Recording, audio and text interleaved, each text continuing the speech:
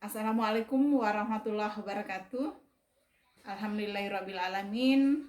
Hamdan wa syukran lillah. Salatan wa salaman ala rasulillah Muhammad sallallahu alaihi wasallam. Apa kabar anak-anakku semua? Semoga hari ini kalian semua dalam keadaan sehat walafiat dan selalu dalam lindungan Allah Subhanahu wa taala. Amin. Baik, untuk hari ini, pada pertemuan kita hari ini, kita akan membahas masih sekaitan dengan penyembelihan hewan. Di mana pada pertemuan sebelumnya kita sudah bahas tentang ketentuan penyembelihan hewan kurban, kemudian ketentuan penyembelihan hewan akikah, dan hari ini kita akan bahas tentang ketentuan penyembelihan hewan dalam Islam secara umum. Maksudnya adalah penyembelihan yang dilakukan untuk dikonsumsi sehari-hari, bukan karena untuk kurban ataupun karena untuk akikah. Oke, silakan disimak materinya dengan baik, konsentrasi.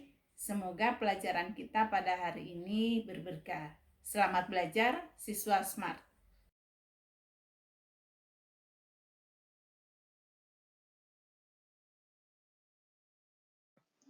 Pada pertemuan hari ini, kita akan membahas tentang ketentuan penyembelihan hewan dalam Islam.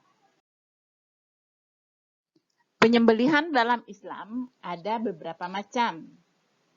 Yang pertama, kurban. Seperti yang sudah dibahas sebelumnya, yaitu penyembelihan yang dilakukan pada hari raya Idul Adha dan hari Tasyrik. Yang kedua, penyembelihan karena akikah, yaitu penyembelihan hewan sekaitan sebagai tanda syukur atas lahirnya anak.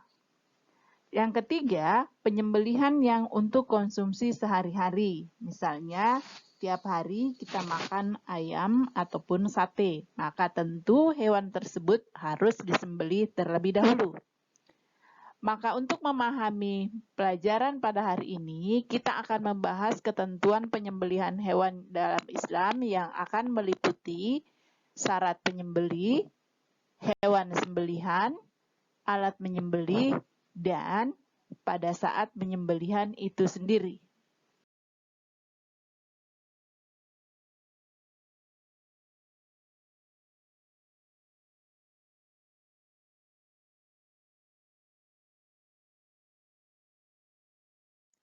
Pertama, ketentuan penyembelih. Untuk penyembelih, maka disyaratkan harus beragama Islam. Menyembelih dengan sengaja, balik dan berakal sehat artinya tidak gila, dan membaca basmalah. Disunahkan juga membaca salawat Nabi dan takbir sebanyak 3 kali.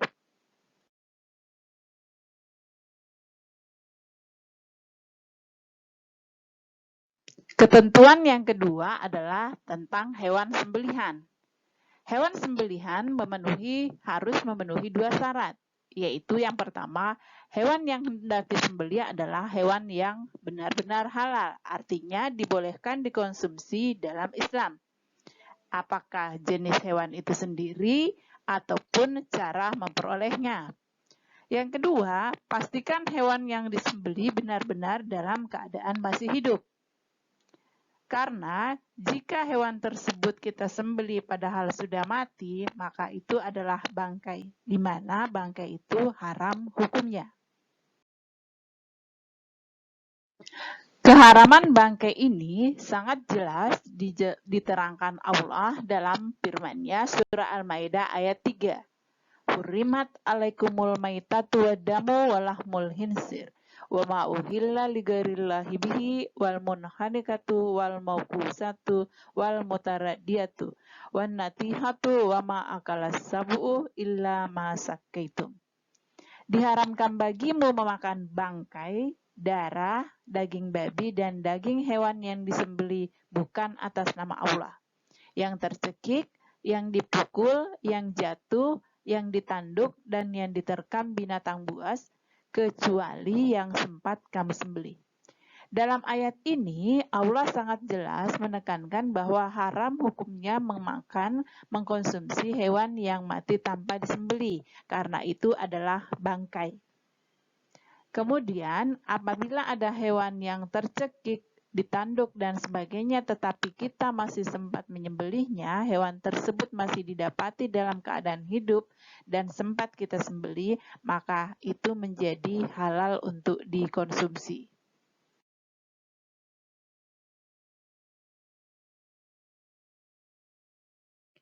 Lantas bagaimana dengan ikan yang sehari-hari kita konsumsi? Bukankah ibu di rumah membeli ikan yang sudah mati? Berarti ikan tersebut adalah bangkai. Apakah hukumnya haram? Untuk ikan, maka ada hadis Rasulullah Shallallahu Alaihi Wasallam yang diriwayatkan oleh Imam Ahmad. Dihalalkan untuk kita 2 bangkai dan 2 darah. Adapun 2 bangkai itu ialah ikan dan belalang, dan 2 darah itu ialah hati dan limpa. Jadi, itu sebabnya kenapa ikan meskipun sudah jadi bangkai, tapi tetap halal dimakan tanpa melalui proses penyembelihan terlebih dahulu.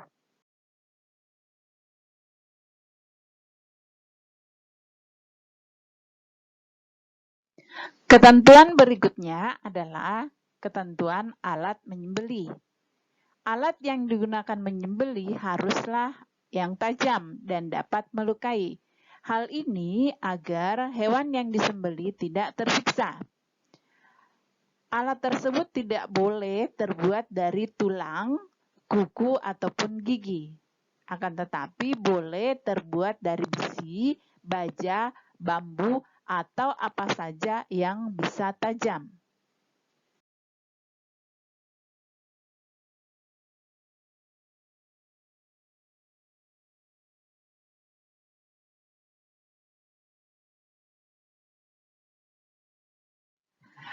Anak-anakku yang smart, ketentuan berikutnya adalah pada saat penyembelihan itu sendiri. Supaya proses penyembelihan menjadi sah, maka haruslah memenuhi ketentuan sebagai berikut.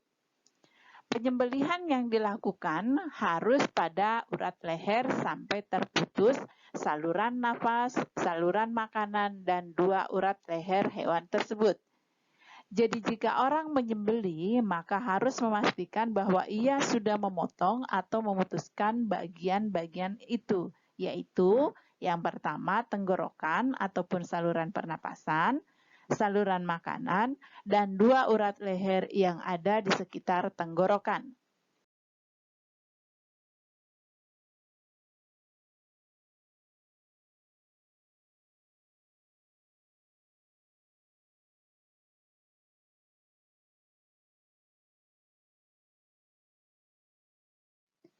Selain ketentuan-ketentuan tadi, maka ada beberapa hal yang disunahkan dalam penyembelihan hewan.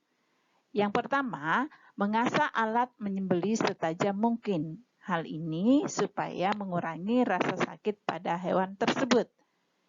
Berikutnya, menghadapkan hewan sembelihan ke arah kiblat, membaca basmalah, dan menyembelih di pangkal leher. Selain itu, ada pula hal yang dimakruhkan, artinya sebaiknya ditinggalkan dalam penyembelihan, yaitu menyembelih dengan alat yang kurang tajam, menyembelih dari arah belakang leher hewan tersebut, menyembelih sampai putus batang leher hewan itu, dan menguliti atau memotong bagian tubuh hewan tersebut sebelum hewan tersebut benar-benar mati.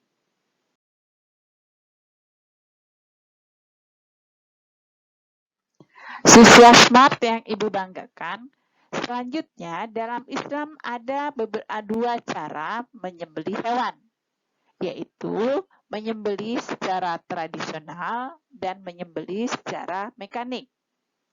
Untuk cara penyembelihan secara tradisional, yaitu yang biasa kita lihat sehari-hari berdasarkan kebiasaan masyarakat sehari-hari, maka yang pertama adalah siapkan lubang penampung darah. Kemudian hewan hadapkan ke kiblat dengan lambung kiri di bawah. Kaki hewan diikat dan dipegang kuat-kuat dengan kepala ditekan ke bawah supaya memudahkan penyembelihan. Leher hewan diletakkan di atas lubang penampung darah yang telah disiapkan sehingga darahnya tidak mengalir kemana-mana. Berniat menyembelih, membaca basmalah dan salawat Nabi serta takbir sebanyak 3 kali. Kemudian sembelihlah hewan sampai putus tenggorokan, saluran makanan, dan urat lehernya. Sedangkan untuk penyembelihan mekanik, maka caranya adalah pastikan mesin pemotong hewan sudah menyala. Kemudian siapkan hewan yang akan disembelih. Penyembelih berniat untuk menyembelih. Penyembelih sebelum menekan tombol, baca basmalah, salawat Nabi, dan takbir 3 kali. Kemudian masukkan hewan ke dalam mesin pemotong hewan. Jadi penyembelihan mekanik itu adalah penyembelihan yang menggunakan mesin potong hewan. Penyembelihan kedua ini ataupun yang pertama, kedua penyembelihan baik tradisional maupun mekanik, maka dua-duanya halal untuk dikonsumsi, yang penting memenuhi persyaratan yang telah diuraikan tadi. Demikianlah pembahasan kita pada hari ini, anak-anakku yang smart. Jika ada yang belum dipahami, silakan komunikasikan melalui grup Classroom kita ataupun WA. Selamat belajar siswa smart, semoga pembelajaran kita hari ini berberkah. Wabillahi taufiq wal hidayah. Assalamualaikum warahmatullahi wabarakatuh. Demikianlah materi kita pada hari ini. Mudah-mudahan apa yang kita pelajari pada kesempatan ini mendapatkan berkah dari Allah SWT dan ilmu yang kita peroleh dapat kita amalkan dalam kehidupan sehari-hari. Baik, terima kasih anak-anakku yang smart, anak-anak ibu yang ibu banggakan. Silakan kerjakan tugasnya lebih lanjut dan serahkan di Google Classroom-nya. Sampai berjumpa di pertemuan kita yang selanjutnya. Tetap jaga kesehatan. Semoga kita semua selalu dalam lindungan Allah SWT. Syukran. Wabillahi taufiq wal hidayah. Assalamualaikum warahmatullahi wabarakatuh.